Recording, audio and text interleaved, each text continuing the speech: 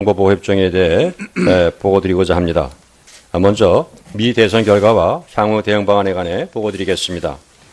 근본 미 대선은 향후 4년간 미국의 운명과 국제사회의 외교안보 지형을 결정짓는 중요한 선거일 뿐만 아니라 우리 한반도에 미칠 영향도 상당한 만큼 각별한 관심 속에서 대비해 왔습니다.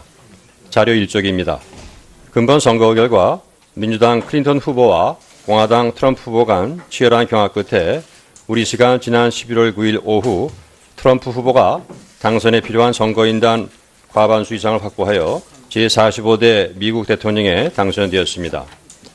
트럼프 후보의 승리는 플로리다 등 핵심 경합주와 오하이오 등 소위 러스트벨트 지역에서의 승리에 따른 것으로서 세계화 추세에서 소외되었다고 느끼는 다수 미국인들의 불만과 변화에 대한 기대를 반영한 결과로 평가됩니다. 11월 8일 선거 직후 11월 10일 오바마 대통령과 트럼프 당선인이 회동한 데 이어서 11월 11일 마이크 펜스 부통령 당선인을 인수위원장으로 하는 인수위 지도부 구성이 발표되었습니다. 이어서 6명의 부위원장 및 16명의 집행위원이 충원되는 등 인수위 인적 구성도 크게 확충되었는데 조직적인 측면에 있어서도 부처별 임기 인수를 위한 세부 조직이 갖춰지는 등 체계적인 인수위 구성이 이루어지고 있는 것으로 관찰됩니다. 아울러 당선인 측은 오늘 아침 공화당 주류의 지지를 받는 온건 보수 성향의 레인스 프리버스 공화당 전국위원회 위원장을 백악관 비서실장으로 임명하였습니다. 다음으로 미 대선 관련 정부의 사전 및 사후 조치에 대해 보고드리겠습니다. 자료 2쪽입니다. 먼저 사전 조치입니다. 정부는 차기 미 행정부에서도 공고한 한미동맹을 발전시켜 나갈 수 있는 토대를 구축한다는 목표하에 대선 후보 진영에 대한 적극적이고 선제적인 아웃리치 활동을 지속 전개해 왔습니다. 우리 주요 외교 정책에 대한 이해 증진을 도모하였으며 트럼프 캠프 및 공화당 주 인사들과는 금년 초 이래 106회 이르는 광범위한 접촉을 대선 시까지 한 바가 있습니다. 저 역시 국무장관 후보의 하나로 거론되는 리차드 하스 미국 외교협회 회장이라든가 국가안보보좌관 후보로 꼽히는 마이크 로저스 인수위 국가안보팀장, 또 전 헤리티지재단 이사장이었던 에드윈 풀러 인수위 선임고문 등 트럼프 당선인 측 주요 인사들과의 개별 면담을 통해서 차기 행정부에서의 한미동맹 강화 필요성에 대한 미 주야의 지지를 확인한 바가 있습니다. 특히 풀러 선임고문은 저와의 면담에서 트럼프 후보 당선 시 한미동맹이 공고히 발전할 것이라는 메시지를 전달해 왔습니다. 다음으로 대선 이후 조치사항입니다. 대선 직후 우리 대통령과 트럼프 당선인 간 전화통화, 또 우리 대통령이 트럼프 당선인 앞 축전 발송 등의 조치를 시행한 바가 있습니다. 지난 11월 10일 오전 10시경 10여 분간 실시된 전화통화는 우리 대통령과 미국 대통령 당선인 간 통화로는 역대 가장 빠른 약 17시간 내 성사된 것이며 우리나라는 당선 후 첫 24시간 이내 통화가 이루어진 9개국 중 하나였습니다. 통화 시 박근혜 대통령과 트럼프 당선인은 한미동맹의 전략적 중요성에 대한 공감대를 확인하였고 특히 트럼프 당선인은 강력한 대북 억제력 유지 강화와 한미 공조에 있어 한국과 100% 함께할 것이며 북한의 불안정성으로부터 방어를 위해 우리와 굳건하고 강력히 협력하고자 한다고 언급하였습니다. 아울러 대선 직후 주미대사관을 통해 국무장관 후보 중 한 명인 존 볼튼 전 유엔 대사 등을 접촉하는 등 인수위와 입각 거론 인사와의 접촉을 더욱 강화해 나가고 있습니다. 앞으로 다양한 교류 및 분야별 협의체와 각계의 대미 창구를 활용해서 신행정부 출범 이후 정책 방향 설정 과정에서 선제적이고 능동적인 대응을 해나가는 등 인수위 관련 추가적인 조치를 시행해 나갈 예정입니다. 다음으로 주요 분야별 정책 전망과 대응 방향입니다. 자료 3쪽입니다. 우선 트럼프 행정부의 대정책 기조는 대선 과정에서 표출한 트럼프 당선인의 개인적 소신과 공화당 주류의 대정책 기조가 혼합된 채 추진될 것으로 예상됩니다. 현실적으로는 주요 강요 보직에 임명되는 인사들의 성향이 구체적 정책 방향에도 상당한 영향을 미칠 것으로 전망되는 만큼 이러한 측면을 감안해서 좀 더 예의주시할 필요가 있다는 사실을 전제로 보고드리겠습니다. 먼저 한미동맹 관련 사안입니다.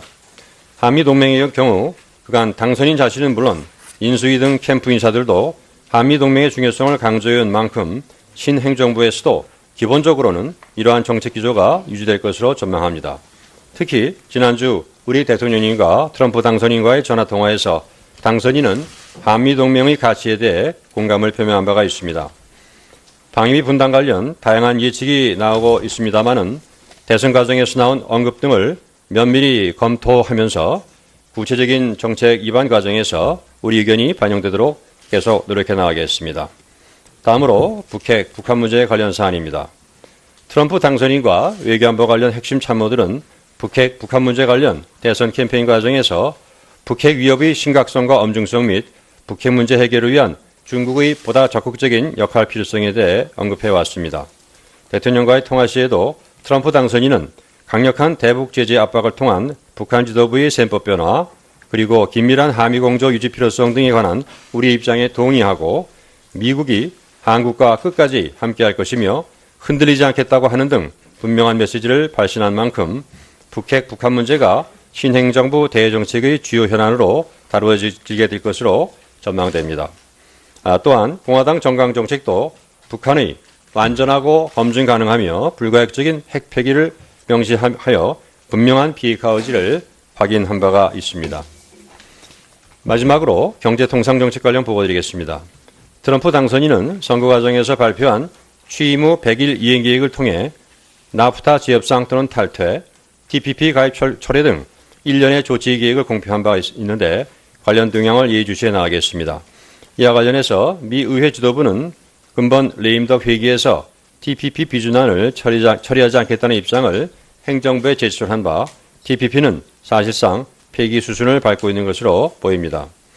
한편 한미 FTA에 관해서는 앞서 말씀드린 행동계획에 포함되어 있지 않으나 대선 과정에서 비판적 입장이 표명되었으므로 향후 면밀히 주시하여 대비해 나가겠습니다.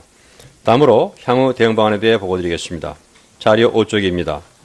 정부는 그간 수립한 차기 행정부와의 관계 강화를 위한 행동 계획에 따라서 대선 이후부터 단계별 그리고 대상별 조치를 속도감 있게 추진해 나가면서 주요 현안에 대한 한미 간 공감대를 공고히 하고 구체 현안을 협의해 나가겠습니다.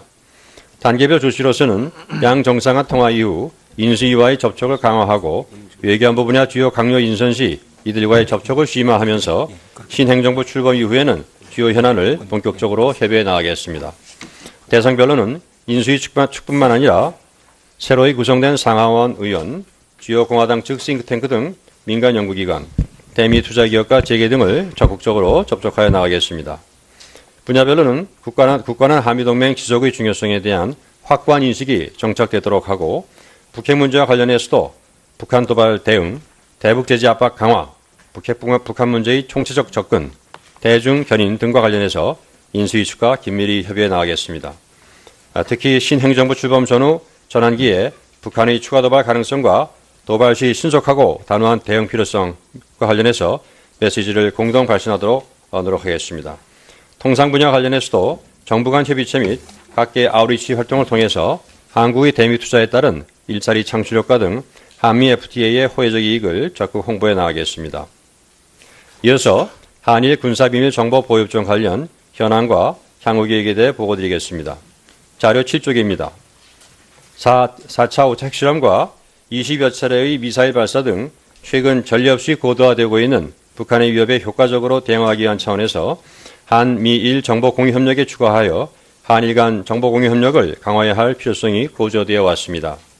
이러한 인식하에 정부는 북한이 5차 핵실험 이후 국방부를 중심으로 유관부처 간 수차례 논의를 거쳐 NSC 상임위원회에서 한일 군사정보 보호협정 논의를 재개하기로 결정하였고 10월 27일 국방부가 대일 논의 재개 사실을 대회에 발표한 바가 있습니다. 이에 따라 지난 11월 1일 제1차 한일 실무협의를 개최하여 2012년 협정문안을 토대로 협의를 진행하였고 지난 11월 9일 개최된 제2차 실무협의에서는 주요 내용에 대해 양측 의견이 접근하였습니다. 금일협의에서 문안 합의가 이루어질 경우 국방부로부터 국내 절차 진행 의뢰 요청을 접수하게 되면 외교부는 법제처 심사, 차관회의 및 국무회의 심의 등 서명을 위한 국내 절차를 진행하게 될 것입니다. 앞으로 정부는 관련 절차를 최대한 투명하게 진행해 나갈 것이며 국민의 이해를 얻기 위한 노력도 지속해 나가고자 합니다. 끝으로 근본 한일 군사비밀정보 보호협정 체결 추진이 무엇보다도 전례 없이 고도화되고 있는 북한의 핵과 미사일 위협에 대한 우리의 대응 능력을 향상시키기 위한 것이라는 점을 다시 한번 말씀드리면서 의원님들의 이해와 협조를 당부드립니다. 이상으로 보고를 마치겠습니다. 예, 외교부 장관 수고하셨습니다.